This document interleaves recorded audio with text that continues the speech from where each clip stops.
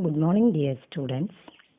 Today you are going to learn Unit 3 Prose Forgetting. Let me recall you back what you have just learned in the previous class. Robert Lind writes about the root causes of forgetting and also explains what items are usually forgotten by people. Robert Lind says that he is amazed by the efficiency of human memory. Modern man remembers the telephone numbers, appointment for lunch and dinner, addresses of his friends.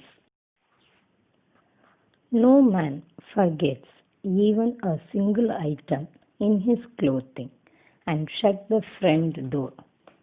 In other cases, he deals with some matters where people always forget to remember, like medicine, posting letters, and carrying back all the things after a journey. Men seems to be forgetful. Let me explain the remaining paragraphs one after another. Lind told that few of us have lost much property on our travels through forgetfulness. But the ordinary man doesn't forget his bags and trunks. It is the young rather than the adult who forget things. Compared to ordinary people, sportsmen have worse memories. A considerable number of footballs and cricket bats are forgotten by them. These boys, returning from the games, have their imaginations filled with the vision of the playing field.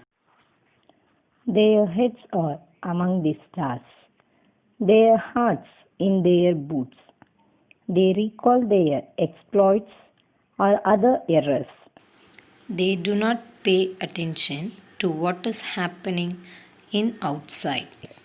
Memories prevented them from remembering small dull things like taking the ball or bat with them when they left from the train.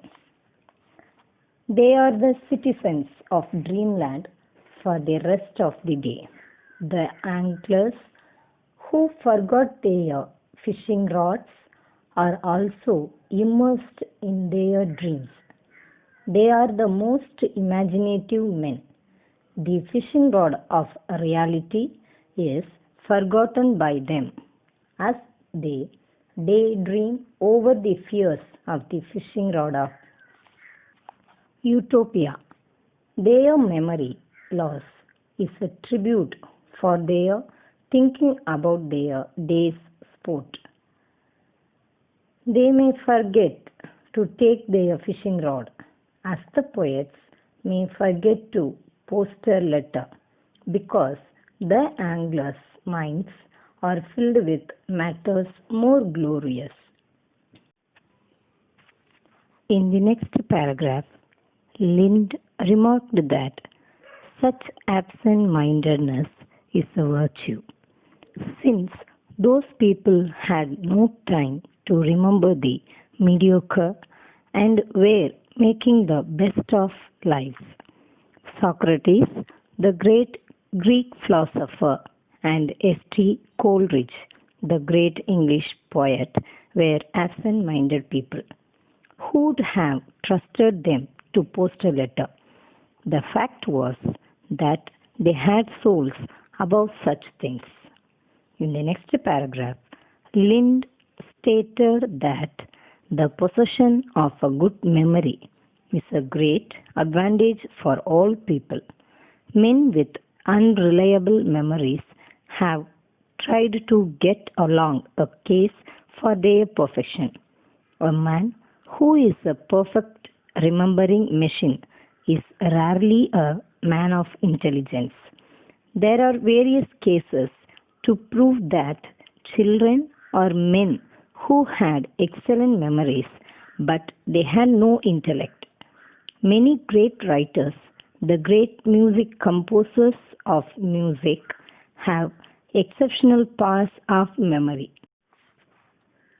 The poets who known to the author have had better memories than the stockbrokers.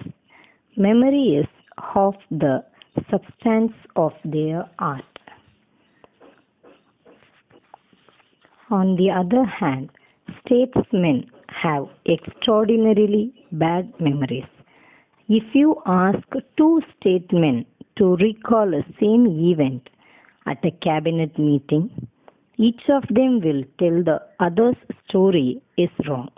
Often, the facts in the autobiographies and speeches of statesmen are challenged.